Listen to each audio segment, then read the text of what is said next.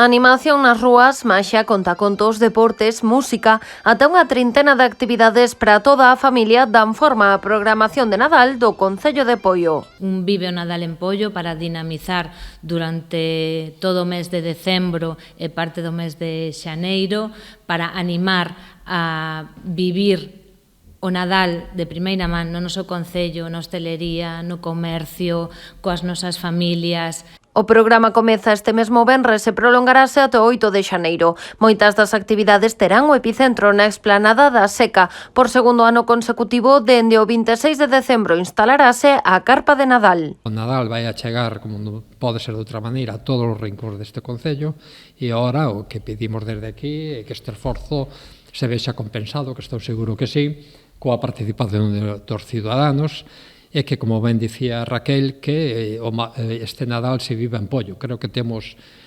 ambiente, recursos, personas, grupos que poden facer, que fan posible que o Nadal en Poio sea un Nadal, eu creo que para recordar. Vive o Nadal en Poio recupera ademais outras citas populares desta época. É o caso das badaladas de San Martiño o día 30 ás 8 da tarde, coas que despedir por adiantado este 2022. Tamén o día 5 de xaneiro celebrarase a tradicional recepción aos Reis Magos, Que terá lugar o día 5, no que se fará unha gran ruta polas parroquias pola mañán e pola tarde unha ruta animando e levando os reis que darán a súa recepción na carpa, na que tendremos unha chea de obradoiros e animación para disfrutar todo ese día.